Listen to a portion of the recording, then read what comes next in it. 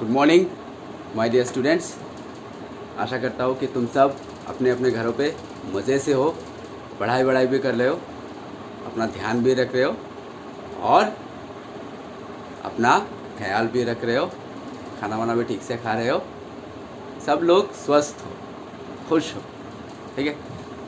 और आज का ये जो सेशन है, ये जो लेक्चर है, ये लेक्चर तुम लोग मेरे साथ कंटिन्यू करने के लिए एकदम पूरी तरह से तैयार भी हो। ठीक है। तो चलो, हमने जो चैप्टर शुरू किया था एटम्स, उसका हम धीरे धीरे एंड की तरफ जा रहे हैं। आज हम उस दिन हमने बोर्ड्स पोस्टुलेट का रेडियस कैलकुलेशन किया था। आज हम उससे और फर्दर स्टडी करेंगे। आज हम करेंगे calculation of energy in nth orbit. ठीक है, चलो शुरू करते हैं। तो हमने तो उस दिन किया था calculation of energy in nth Bohr's radius का वैल्यू हमने देखा था। रेडियस का value r is equals to nth orbit पे Rn is equals to n square h square epsilon naught divided by pi m square. ठीक है, for hydrogen atom, for hydrogen atom. ठीक है, ये था हमारा रेडियस का वैल्यू। ठीक है, आज हम करेंगे calculation of energy in nth orbit. अच्छा, सो टोटल एनर्जी क्या होगा हमारा, ये लिखने की कोई जरूरत नहीं है। ये लिखने की कोई जरूरत, जस्ट मैं समझाने के लिए बोला, ये लिखने की कोई जरूरत नहीं है। अच्छा, तो एनर्जी मीन्स, यहाँ पे एनर्जी मीन्स टोटल एनर्जी। यहाँ पे एनर्जी का मतलब हमको बोला गया है टोटल एनर्जी। तो टोटल एनर्जी क्या होगा,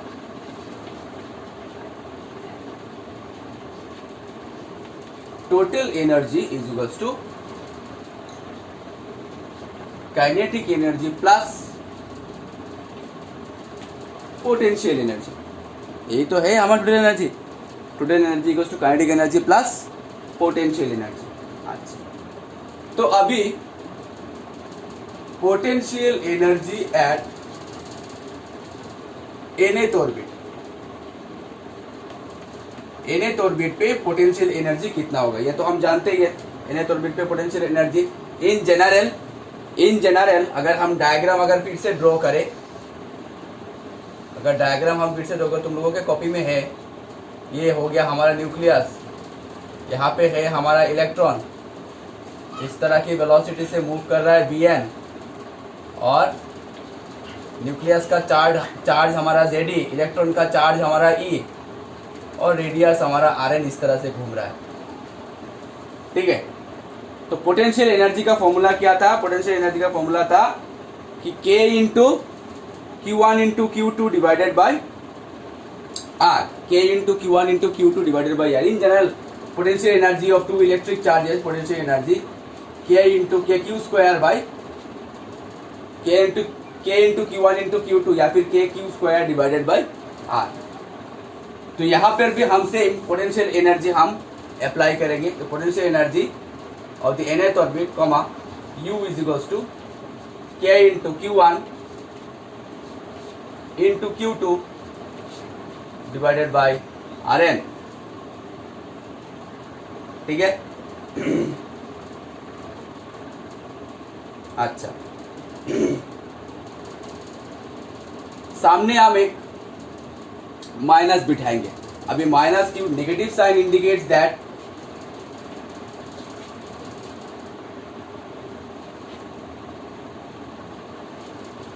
negative sign indicates that work done against the attractive force।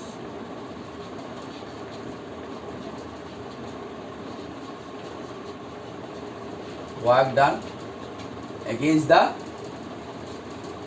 attractive force between nucleus and electron। ठीक है, negative sign indicates that work done is against the attractive force between nucleus and electron. ठीक है, अच्छा, तो इसीलिए हमने सामने यहाँ पे एक माइनस पुट किया। अच्छा, now kinetic energy is equals to half m into v n square, half m into v n square, तो इज इक्वल्स टू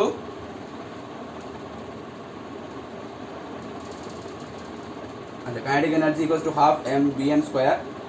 अच्छा, तो इज इक्वल्स टू हाफ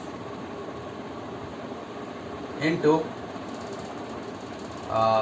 अगर वी एन का अगर हम वैल्यू बिठा दे, अच्छा वी एन का वैल्यू उस दिन की एक्सप्रेशन से अगर हम वी एन का वैल्यू बिठाए तो kinetic energy of the orbit आएगा k into z into E square divided by are N. ठीक है, अगर हम उस दिन के वैल्यू से अगर हम वी एन का वैल्यू बिठाए तो आएगा हाफ इंटू, इससे इस ये वैल्यू जानने के लिए तुम प्रीवियस लेक्चर फॉलो करना। तो हाफ इंटू के तो हमारा बिट गया z into E square q one into q two divided by are N. ठीक है, अच्छा अच्छा, यहाँ पे हमने फॉर्मूला यूज किया, ये फॉर्मूला हमने यूज किया V M square is equals to K into Z square divided by M into R N. ठीक है, तो अगर हमने ये वैल्यू अगर हमने बिठाया तो एम एम मार कैंसिल चला जाएगा, रह जाएगा सिर्फ k into Z square divided by are n. समझ में आया ना, ये फॉर्मूला हमने यूज किया। यहां तक उतार लो पहले।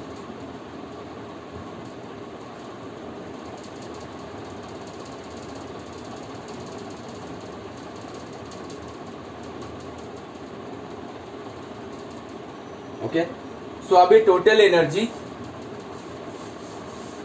तो अभी हमारा टोटल एनर्जी हम बिठाएंगे। Total energy equals to kinetic energy plus potential energy. तो काइनेटिक एनर्जी का वैल्यू हमने अभी अभी मिला हमको K into Z square divided by twice are N minus potential energy K into Z square divided by are N. ठीक है, तो यहां से अगर हम कैलकुलेशन करें तो माइनस आ गया हमारा k into Z square divided by twice are n. ये हो गया हमारा टोटल एनर्जी टीई। ठीक है, अच्छा, again we know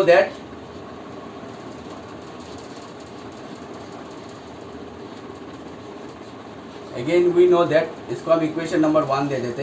again we know that r n equals to, r N का फॉर्मूला क्या था, आर एन का फॉर्मूला था n square H square epsilon naught divided by pi m z into E square. ये हमने normal के लिए बिठाया, हाइड्रोजन के लिए जेड का वैल्यू 1 था तो पाई एम ई स्क्वायर हो जाता है। तो यहाँ पे हम आर एन का वैल्यू बिठाएंगे। Now from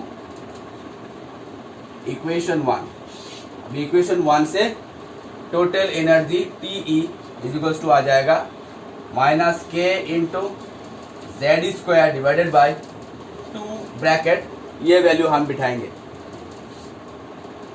N square. अच्छा, ऊपर उठा देते डायरेक्टली ऊपर उठा देते। अगर ऊपर उठ गया तो हो जाएगा हमारा के इंटू, अच्छा K into M into Z square, K M pi Z into Z square E square into E square e to the power 4। ठीक है, और नीचे हो जाएगा हमारा twice N square H square epsilon naught. ठीक है, सामने तो एक माइनस हमारा रहेगा, तो हो गया हमारा के एम पाई। अगर हमने 2 ये वैल्यू अगर हम बिठाया तो ये पाई एम जेड स्क्वायर ऊपर उठ जाएगा। पाई एम जेड स्क्वायर अगर ऊपर उठ गया तो हो जाएगा, देखो के पाई इंटू एम, के पाई एम हो गया, के पाई एम हो गया, z into Z, Z into Z हो गया हमारा जेड स्क्वायर, और ई स्क्वायर इंटू ई स्क्वायर हो गया टी टू द पावर 4, और नीचे रह गया हमारा twice N square a square epsilon naught. ठीक है, उतार लो यहाँ पे।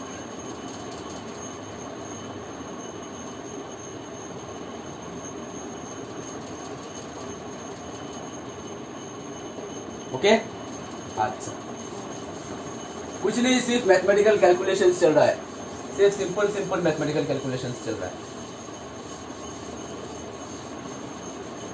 अगर हम यहाँ पे k का वैल्यू बिठा दे, k का वैल्यू क्या था 1/4 एप्सिलॉन नॉट, तो total energy T is equals to minus अगर हमने k का वैल्यू 1/4 एप्सिलॉन नॉट बिठा दिया तो अल्टीमेटली हमारा एक्सप्रेशन आएगा z square m e to the power 4, z square m e to the power 4 divided by 8 epsilon naught square n square a square, putting the value of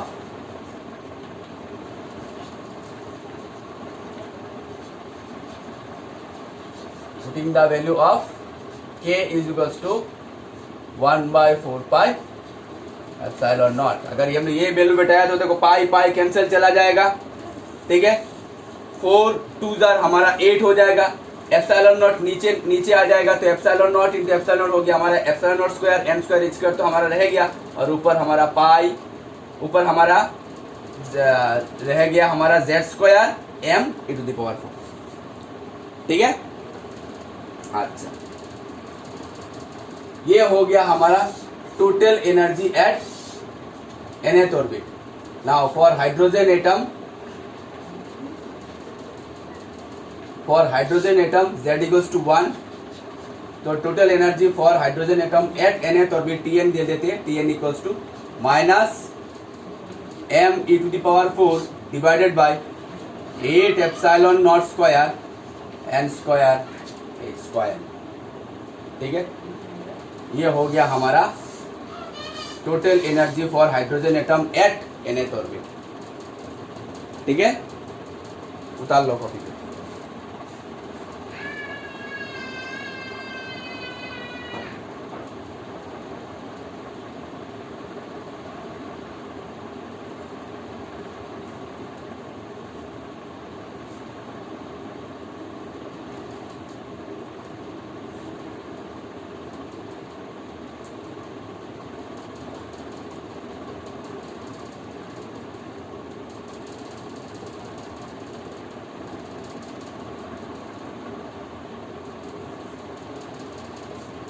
okay, अभी हम calculation करेंगे frequency.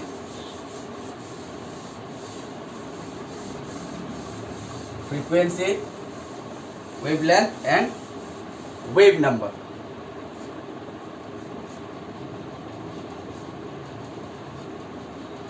Frequency comma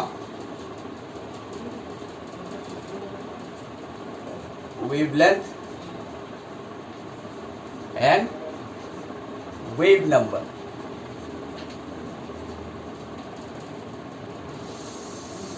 ये तीनों हम 1 by 1 calculation करेंगे। ये topic उतारो।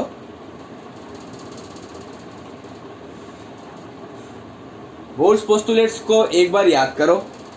Nails bore ने क्या कहा था कि जब उनको पूछा गया था कि एनर्जी रेडिएट कब करेगा, तब नील्स बोर ने बहुत ही खूबसूरत जवाब दिया कि एनर्जी रेडिएट तभी करेगा जब इलेक्ट्रॉन जाम करेगा। कहाँ से कहाँ तक जाम करेगा? अगर हायर एनर्जी ऑर्बिट से लेकर लोअर एनर्जी ऑर्बिट तक अगर जाम करेगा तो energy in the form of light having a frequency क्या करेगा? एमिट करेगा।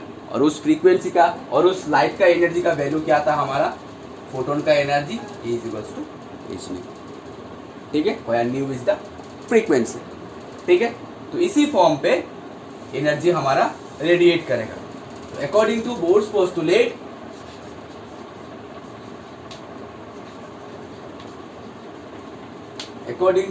Postulate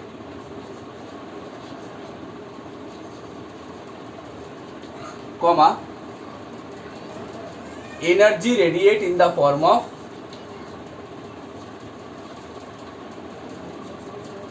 energy radiate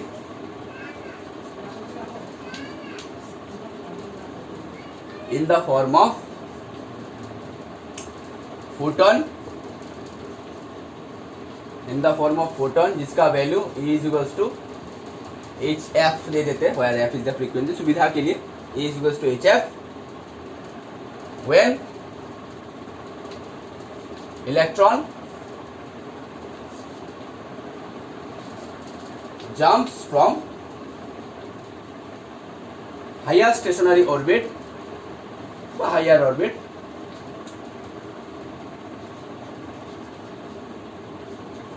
to lower orbit. Okay अगर इलेक्ट्रॉन हायर ऑर्बिट से लेकर लोअर ऑर्बिट तक जंप करेगा तो एनर्जी रेडिएट होगा in the form of photon, जिसका वैल्यू हमारा E is equals to HF.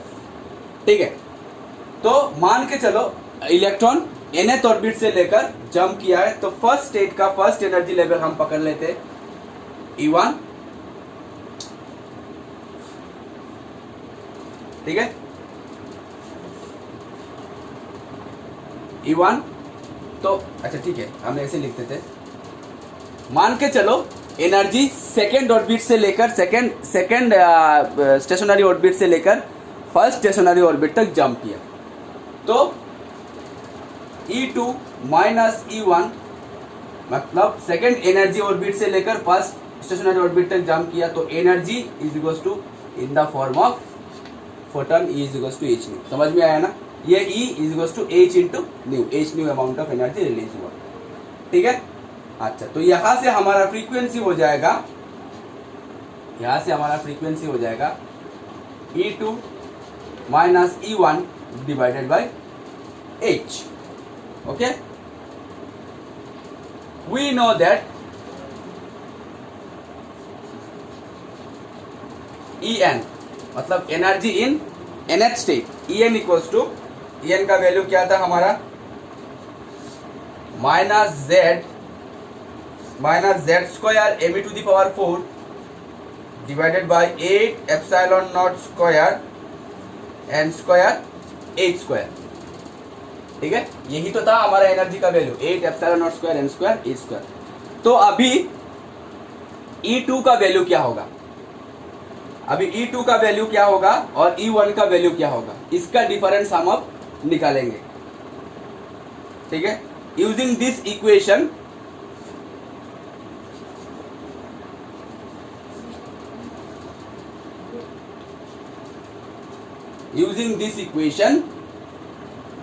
we get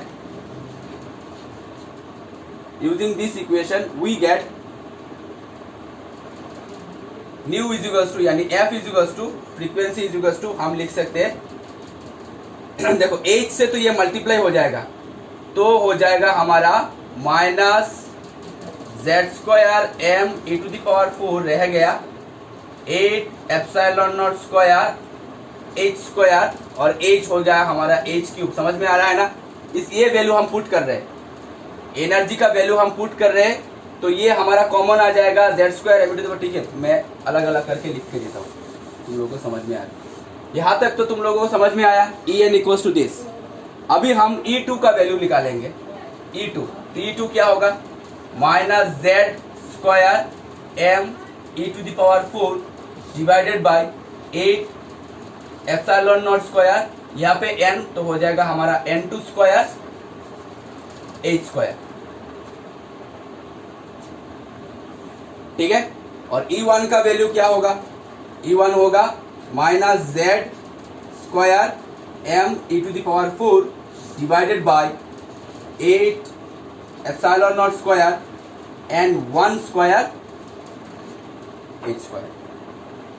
ठीक है, ये हो गया हमारा E2 का वैल्यू, ये हो गया हमारा E1 का वैल्यू, और ये तो हमारे n स्टेट का वैल्यू. यहाँ पे हमने E2 मतलब n के जगह पे हमने 2 बैठाया, और यहाँ पे हमारा E1 n के जगह पे हमने 1 बिठाया.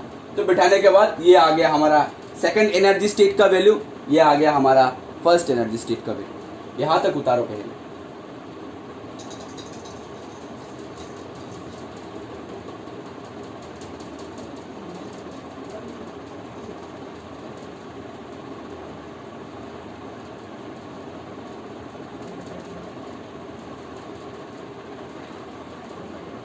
निकल लिया। चलो तो अभी हम E2 minus E1 divided by H करेंगे। E2 माइनस E1 का वैल्यू बिठाएंगे इस इक्वेशन पे। इसको हम एक कुछ ना कुछ इक्वेशन नंबर दे देते हैं, सपोज 1। तो नाउ फ्रॉम 1 अभी देखो E2 माइनस E1 का वैल्यू अगर हम बिठा दिए तो H तो हमारा कॉमन आ जाएगा नीचे, और बाकी क्या क्या कॉमन आ जाएगा, z square M to the power 4 n square epsilon naught square h square common आ जाएगा। तो हो गया हमारा f इज इक्वल टू हो गया हमारा minus z square M to the power 4 divided by common ले रहे 8 एप्सिलॉन नॉट स्क्वायर, यहाँ पे h स्क्वायर और नीचे था और एक h, तो हो गया हमारा h क्यूब। समझ में आया ना, h क्यूब। ठीक है, z square M to the power 4 divided by 8 epsilon naught square h cube, तो आ जाएगा हमारा E2 माइनस E1, तो आ जाएगा हमारा 1 by n2 square minus 1 by n1 square. तो माइनस से अगर हम मल्टीप्लाई कर दे तो f इज इक्वल टू हो गया, implies f is equal to हो गया z square m e to the power 4 divided by 8 epsilon naught square h cube. Minus से अगर मल्टीप्लाई कर दिया तो ये पहले आ जाएगा 1 by n1 square minus 1 by n2 square. This is the expression for frequency of Bohr's radius at hydrogen atom.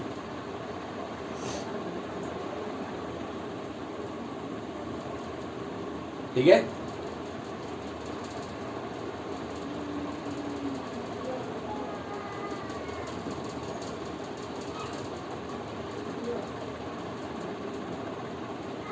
समझ में आया। तो फ्रीक्वेंसी हमारा निकल गया, यही है हमारा फ्रीक्वेंसी। इसी इक्वेशन को काम पे लगा के, इसी इक्वेशन को हम काम पे लगाएंगे। फ्रीक्वेंसी मतलब क्या है, c बाई लेमडा। फ्रीक्वेंसी मतलब c by lambda, where c is the velocity of light, lambda is the wavelength. तो c by lambda is equals to z square m to the power 4 divided by 8 epsilon naught square h cube. अंदर आ गया 1 by n1 square minus 1 by n2 square. ठीक है,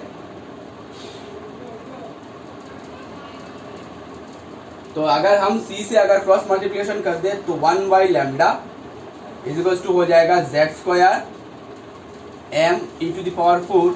c से हमने नीचे multiply कर दिया तो हो गया हमारा 8 epsilon naught square ch cube, 8 epsilon naught square ch cube bracket 1 by n1 square minus 1 by n2 square.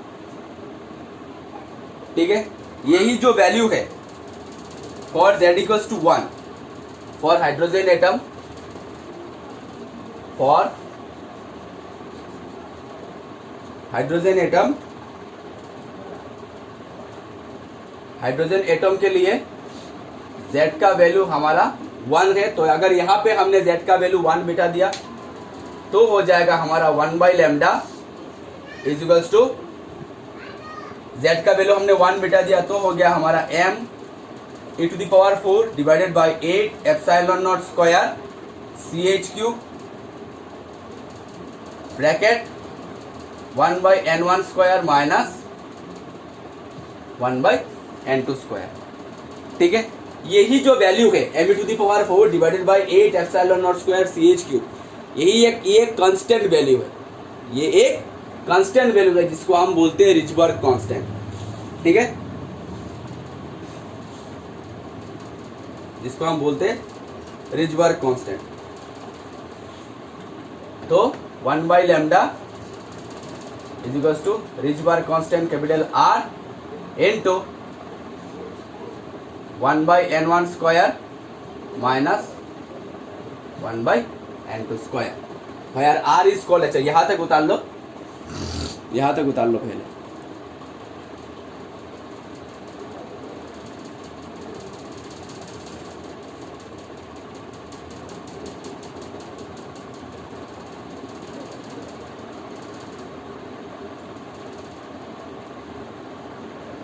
ठीक है।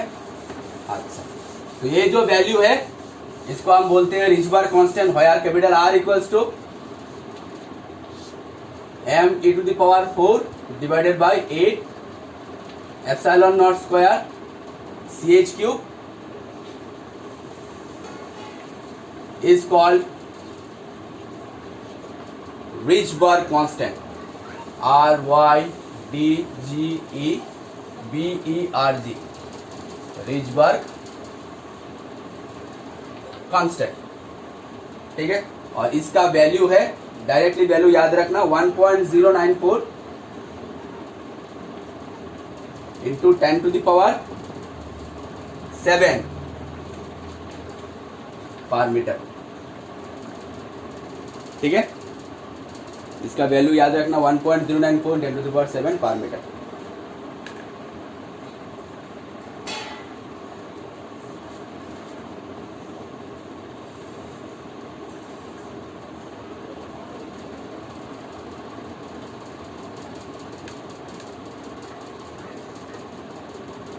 ठीक है। तो अभी हम देखेंगे हाइड्रोजन स्पेक्ट्रम और spectral series of hydrogen atom, ठीक है। जब भी इलेक्ट्रॉन जंप करता है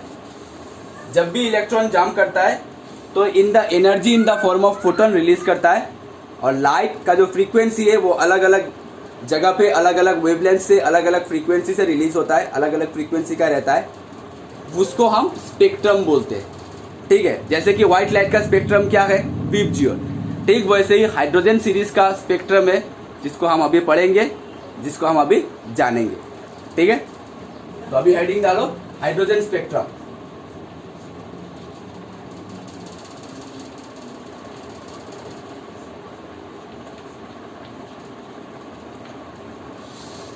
hydrogen spectrum,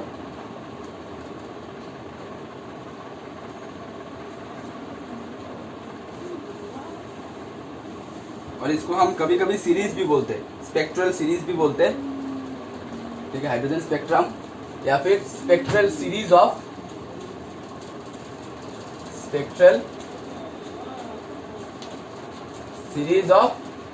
hydrogen atom, spectral series of hydrogen atom, ठीक है। तो पहला सीरीज है हमारा number 1 Lyman series, number 2 Balmer series,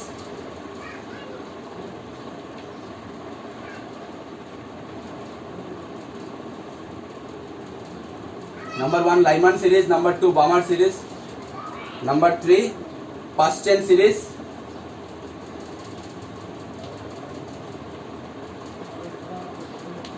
number 4 Brackett series,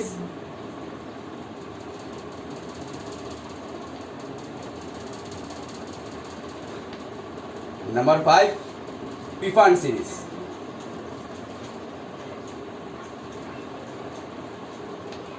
okay, यही 5 हमारा हाइड्रोजन स्पेक्ट्रम का सीरीज है, ठीक है। जैसे कि व्हाइट लाइट का स्पेक्ट्रम क्या रहता है, वीबजियोर, वायलेट, ब्लू, इंडिगो, ऐसा करके रहता है ना, ठीक वैसे ही हाइड्रोजन एटम का अगर स्पेक्ट्रल सीरीज अगर हम एनालिसिस करें तो हाइड्रोजन स्पेक्ट्रम का ये 5 सीरीज रहता है, Lyman series, Balmer series, Paschen series, Brackett series, Pfund series, ठीक है। लाइमैन सीरीज का क्या रहता है कि N1 इक्वल्स टू 1, यानी फर्स्ट स्टेट N1 और N2 equals to 2, 3, 4 dot dot dot dot, ठीक है। यानी Lyman series higher energy state शुरू होता है 2, 3, 4 dot dot dot dot infinity तक, ठीक है। हायर स्टेज यानी फर्स्ट स्टेट हमारा ground state N1 equals to 1 for Lyman series, और N2 हमारा 2, 3, 4 ऐसा करके एकदम इन्फिनिटी तक, ठीक है। बमर सीरीज के लिए क्या रहता है कि N1 इक्वल्स टू रहता है अभी सेकेंड ऑर्बिट पे, ठीक है, और N2 इक्वल्स टू रहेगा हमारा 3, 4, 5 डॉट डॉट डॉट। समझ में आया? सिमिलरली पास्चन सीरीज के रहेगा N1 इक्वल टू रहेगा 3 और N2 इक्वल टू रहेगा 4 5 6 डॉट डॉट डॉट। ठीक है, ब्रैकेट सीरीज के लिए N1 इक्वल टू रहेगा 4 कॉमा N2 इक्वल टू रहेगा 5 6 डॉट डॉट डॉट डॉट। ठीक है, और पीफान सीरीज के लिए N1 इक्वल टू रहेगा 5 और N2 इक्वल टू रहेगा 6 7 8 डॉट डॉट डॉट। ठीक है, यहां तक उतार लो पहले।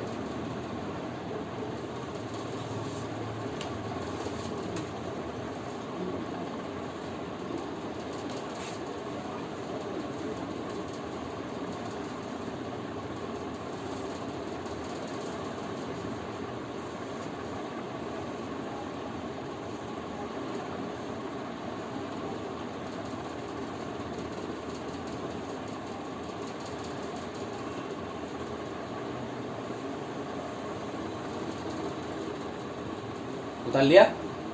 अच्छा देखो, हाईएस्ट एनर्जी स्टेट यानी nth स्टेट पे एनर्जी का वैल्यू क्या था?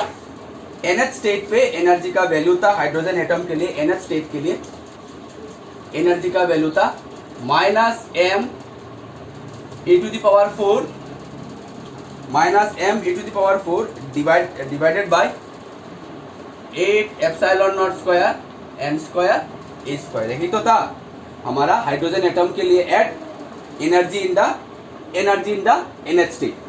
ठीक है, तो अगर हम ये सारे वैल्यू अगर हम कैलकुलेट करें, m यानी mass of the electron, e यानी चार्ज ऑफ द इलेक्ट्रॉन, 8 तो है एप्सिलॉन नॉट का वैल्यू और h का वैल्यू, h यानी प्लैंक्स कांस्टेंट, ये सारे वैल्यू अगर हम बिठाएं तो रिजल्ट आता है -13.6 डिवाइडेड बाय n स्क्वायर। ये एकदम पूरा तुम लोग याद रखना, -13.6 डिवाइडेड बाय n स्क्वायर। ये सारे वैल्यू अगर हम कैलकुलेट करें यानी m का वैल्यू बिठाए, e का वैल्यू बिठाए, एप्सिलॉन नॉट का वैल्यू बिठाए और h का वैल्यू बिठाए। n तो हमारा एनर्जी स्टेट है, ये तो हम नहीं बिठा सकते। बाकी सारी चीजें हम अगर बिठाए तो रिजल्ट आता है -13 माइनस तो है ही हमारा, रिजल्ट आता है 13.6 डिवाइडेड बाय n स्क्वायर। ठीक है, तो एनर्जी इन द एकदम nth state, energy in the nth state result कितना आता है हमारा 13.6 divided by n square. This is the energy in the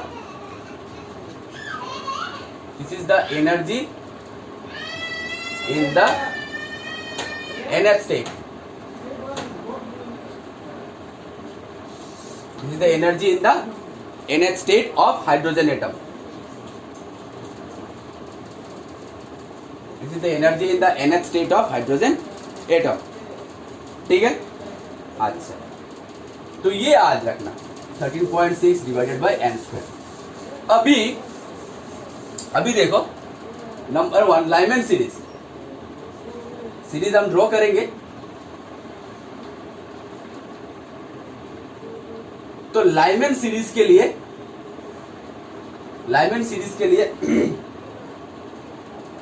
ground state का एनर्जी का वैल्यू कितना होगा? लाइमैन सीरीज के लिए एनर्जी का वैल्यू कितना होगा? Lyman series -13.6 divided by n1 का वैल्यू 1 यानी 1 तो हो गया, ग्राउंड स्टेट का वैल्यू हो गया -13.6 ग्राउंड स्टेट का वैल्यू। ठीक है, नंबर 2 बामार सीरीज, ऐसे करके हम सारे वैल्यू निकाल सकते हैं। बामार सीरीज के लिए ग्राउंड स्टेट का वैल्यू कितना होगा? बामार सीरीज के लिए n का वैल्यू 2 है तो बामार सीरीज के लिए ग्राउंड स्टेट या फिर E दे देते -13.6 डिवाइडेड बाय n का वैल्यू 1 था तो 1 स्क्वायर हमारा 1 हो गया। यहाँ पे n का वैल्यू n1 का वैल्यू हमारा 2 है तो हो जाएगा हमारा 2 स्क्वायर, यानी हो जाएगा -13.6 डिवाइडेड बाय 4। ठीक है, तो ये रिजल्ट करने के बाद आता है -3.4 इलेक्ट्रॉन वोल्ट।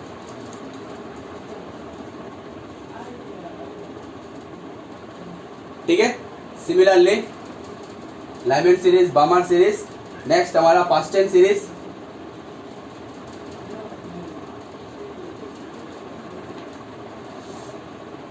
ग्राउंड स्टेट का वैल्यू -13.6। अभी पास्ट टेंस सीरीज के लिए n1 का वैल्यू था हमारा 3, तो हो गया 3 स्क्वायर, हो गया 3 स्क्वायर, तो हो गया -13.6 डिवाइडेड बाय 9, तो रिजल्ट आ गया हमारा -1.51 इलेक्ट्रॉन वोल्ट। ठीक है, यहां तक उतार लो।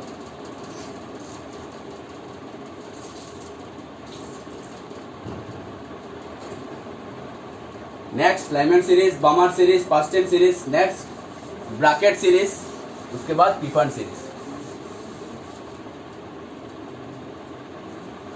नंबर 4,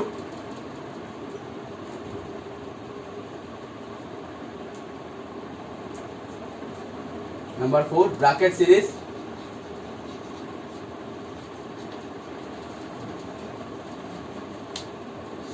ब्रैकेट सीरीज के लिए n1 का वैल्यू था 4, तो ग्राउंड स्टेट का वैल्यू हो जाएगा -13.6 डिवाइडेड बाय n1 का वैल्यू हमारा 4 स्क्वायर यानी 16, तो हो गया हमारा रिजल्ट ब्रैकेट सीरीज के लिए -0.85 इलेक्ट्रॉन वोल्ट। ठीक है, और नंबर 5 पीफन सीरीज।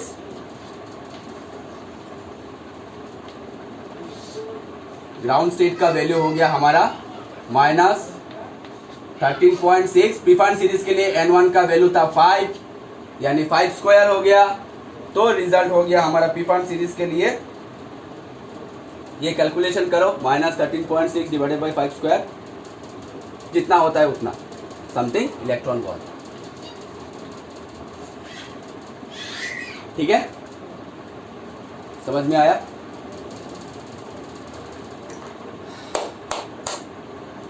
यही सारे वैल्यू को हम यूज करके हाइड्रोजन स्पेक्ट्रल सीरीज हम ड्रॉ करेंगे, हम देखेंगे। तब तक के लिए आज का लेक्चर हम यहाँ तक समाप्त करते हैं। नेक्स्ट लेक्चर पे हम हाइड्रोजन स्पेक्ट्रम सीरीज ड्रॉ करेंगे, यही वैल्यू को हम ग्राफ में लेकर ड्रॉ करेंगे। तब तक के लिए अपना ध्यान रखना, पढ़ाई करते रहना, प्रिपरेशन लेते रहना। Stay safe, stay at home. Thank you.